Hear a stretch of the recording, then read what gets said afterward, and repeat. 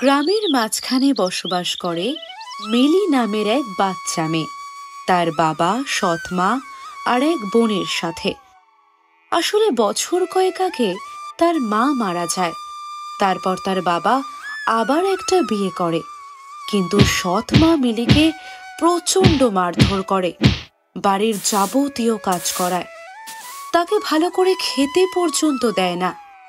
একদিন মিলি খিদের চোটে লুকিয়ে কিছু খাবার খেয়েছিল, তাই তার মা, তবে রে, আজ তোকে মেরেই ফেলবো, শয়তান বাচ্চা কোথাকার। আমাকে ছেড়ে দাও, আমাকে মেরো না, আমার লাগছে। আমি আর কখনো করব না, কখনো করব না। আমি আর খাবার চুরি করব না। মনে থাকবে, খাবার যদি চুরি করিস সেই দিনই তোর শেষ দিন। এই নে, ভাত আছে, খেয়ে ঘুমিয়ে পড়, সকালবেলা উঠে অনেক কাজ আছে।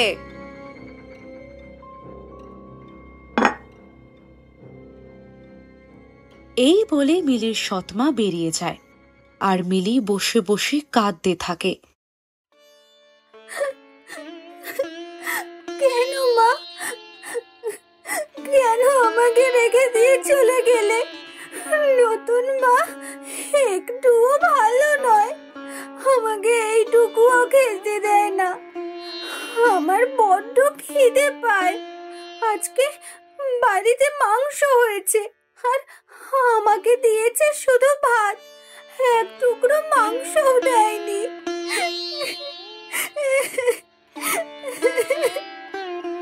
খিদের চোটে বাচ্চা মিলি শুধু ভাত খেয়ে ঘুমিয়ে পড়ে। পরের দিন সকালবেলা উঠে ঘরের সমস্ত কাজ করতে থাকে। হঠাৎই তার সৎমা তাকে ডাকে, এই মুখপুরি, শয়তানি মেয়ে, কোথায় গেলি রে?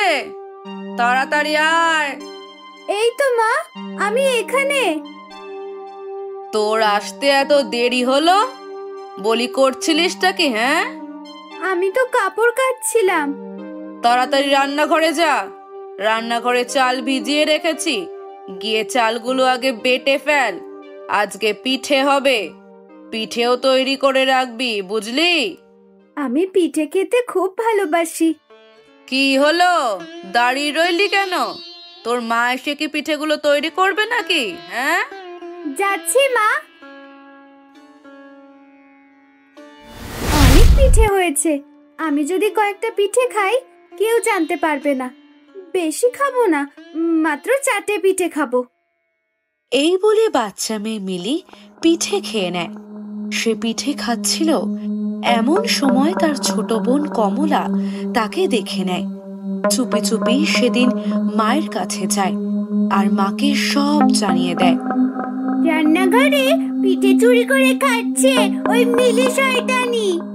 কি বললি? ওর এত বড় সাহস! আমাদের জন্য তৈরি করা পিঠে ও খেতে পারলো, তাও আবার চুরি করে। দাঁড়া, ওর আজকে আমি কি অবস্থা করি দেখ। এই বলে খুব রেগে সৎমা রান্নাঘরের দিকে যায়।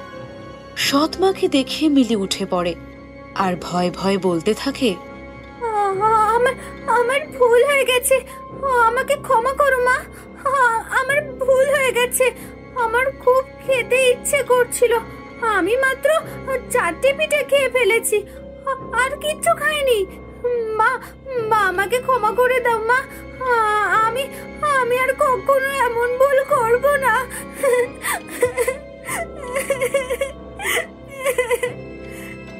তোর এত বড় সাহস, তুই আমাদের জন্য তৈরি করা পিঠে খেতে পারলি? তোর আজকে কি অবস্থা করি তুই শুধু দেখ। সৎমা মিলিকে এতটাই মারে যে মিলি মারা যায়, আর তা দেখে মিলির সৎমা খুব ভয় পেয়ে যায়। না না না না, এরা হতে পারে না। ওর বাবা জানতে পারলে আমাকে ঘর থেকে বাইরে বার করে দেবে। আমাকে কিছু একটা করতেই হবে। না না। এই বলে তার সৎমা বাড়ির পিছনের বাগানে মিলির দেহটা পুঁতে দেয়। পরদিন সকালবেলা মিলির বাবা বাড়ি ফেরেন। মিলিমা, ও মিলিমা, কোথায় গেলে? এসে দেখো, তোমার বাবা এসেছে। কই গো মা? মিলি, ও মিলি। দিদি তো সেই কালকে বেরিয়ে গেছে, বাড়ি ফেরেনি বাবা। কি বলিস? এটা কি করে সম্ভব? তোর মা কোথায়? ডাক তাকে। এই তো আমি এখানে। তোমার মেয়ে কাল সকালে ফুল তুলতে বেরিয়েছিল, এখনো বাড়ি ফেরেনি। আমি অনেক খুঁজেছি কিন্তু তাকে কোথাও পাইনি। এরপর রমেন ও তার সৎমা মিলে মিলিকে খোঁজে। মিলিকে খুঁজে না পেয়ে ক্লান্ত হয়ে বাড়ি ফিরে আসে। এই ঘটনা কেটে গেছে 1 মাস হয়ে গেল। এখন শীতকাল, গ্রামে কিছু কিছু ঘরে পিঠে তৈরি হচ্ছে। আমাদের ঘরে আজকে পিঠে হয়েছে। অনেকদিন পর মজা করে পিঠে খাবো। হ্যাঁ গো হ্যাঁ, তুমি বসো, আমি তোমার জন্য পিঠে আনছি। নীলিমা রান্নাঘরে যায়, দেখে পিঠে রাখার পাত্রটা খালি পড়ে আছে। চারিদিকে টুকরো টুকরো পিঠে ছড়িয়ে আছে। হায় হায় হায়, এ কি হলো? সব পিঠে গেল কই? আরে, মনে হয় বিড়ালে খেয়ে গেছে, বা ওই কুকুরে। এত পিঠে খেয়ে গেল কি করে? আর আর তাছাড়া আমি তো দরজা লাগিয়ে গেছিলাম, কোন জায়গা দিয়ে প্রবেশ করলো? রতন ও নীলিমা বুঝতে পারে না তাদের রান্নাঘর থেকে পিঠে কি করে উধাও হয়ে গেল। এইদিকে গ্রামে প্রত্যেকের বাড়িতেই পিঠে তৈরি হলেও সেই বাড়ির সদস্যরা কেউ পিঠে খেতে পারে না। পিঠে সব সময় চুরি হয়ে যায়। আজ অব্দি কেউ চোর ধরতে পারেনি। একদিন, ওগো, তুমি একটু বাড়িতে পিঠে তৈরি করতে পারো তো? পিঠে তৈরি করার জো আছে গো। পিঠে তৈরি করলে তো বাড়ির লোকেরাই খেতে পায় না, পিঠে নাকি কেউ না কেউ চুরি করে নেয়। ও মা, তুমি পিঠে তৈরি করো, আমি পিঠে পাহারা দেব। দেখো, এখন বাচ্চাটাও বায়না করেছে। করো করো, পিঠে তৈরি করো, আমিও পিঠে পাহারা দেব, চিন্তা নেই। আমি ওই চোরকে ধরবই। এত জোর করছো? ঠিক আছে, তাহলে আমি আজ পিঠে তৈরি করব। সেদিন অনেক পিঠে তৈরি করে। এইদিকে পিঠের গন্ধে গাছের উপরে বসে থাকা একটা বাচ্চা ভূত গাছ থেকে নেমে ওই পিঠের গন্ধ অনুসরণ করে সেই দিকে হাঁটা দেয়। পিঠে, আমি সব পিঠে খাবো। বাড়ির সামনে এসে বাচ্চা ভূতটা থমকে দাঁড়িয়ে যায়। এটা তো আমার বাড়ি। বাড়ির ভেতর থেকে বাবার কথা শুনতে পাচ্ছি। আর ওই যে সৎমা, কাউকে ছাড়বো না আমি, কাউকে ছাড়বো না। বাচ্চা ভূতটা সকলের অলক্ষ্যে রান্নাঘরে প্রবেশ করে, আর রান্নাঘরে প্রবেশ করেই টপাটপ পিঠে খেতে থাকে। ওগো, কে কোথায় আছো গো? এ কি অবস্থা, দেখে যাও। মায়ের চিৎকারে সকলেই রান্নাঘরে এসে উপস্থিত হয়। এসে দেখে একটা বাচ্চা ভূত পিঠে খাচ্ছে।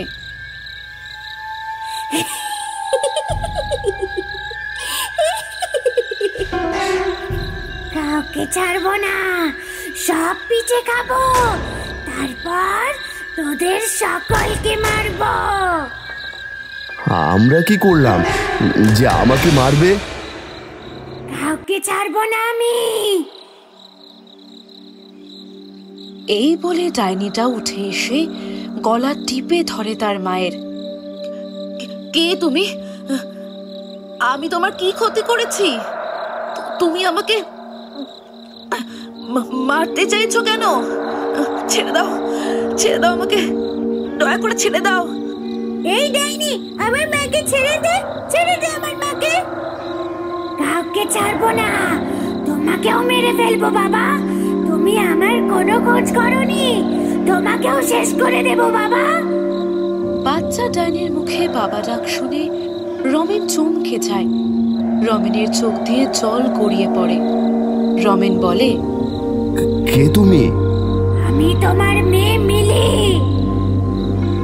রমেন সঙ্গে সঙ্গে কেঁদে ওঠে আর বলে, এই অবস্থা তোর কি করে হলো মা? কিরে বল, তুই আমাকে মেরে ফেলেছিলিস? বল, মারতে মারতে মেরে ফেলেছিলিস যাতে না কেউ জানতে পারে, তারপর আমাকে পেছনের বাগানে পুঁতে দিয়েছিলিস। বল বাবাকে বল। না না, আমি কিচ্ছু করিনি, না। সত্যি কথা বলবি, না হলে তোর মেয়েকে আমি এক্ষুনি গলা টিপে মেরে ফেলবো। এই দেখ।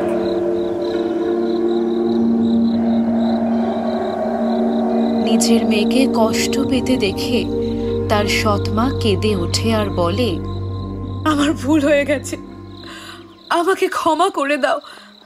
আমি ওকে মেরে ফেলেছিলাম, আর তারপর ওই বাগানে পুঁতে দিয়েছি। এইদিকে রমেনদের ঘরে চিৎকার চেঁচামেচি শুনে পাড়া প্রতিবেশী কয়েকজন জড়ো হয়েছিল।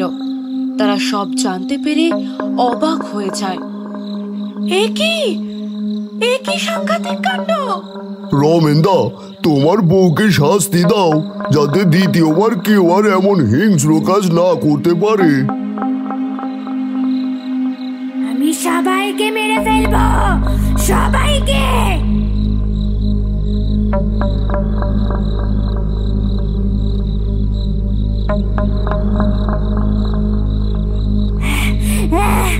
আমার পেটে বড্ড খিদে। আমার আরো পিঠে চাই, আরো পিঠে। পিঠে খাওয়ার জন্য আমাকে মেরে ফেলা হয়েছিল।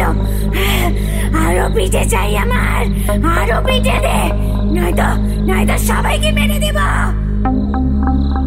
এই বলে মিলি রতন ও নীলিমার দিকে তেড়ে আসে।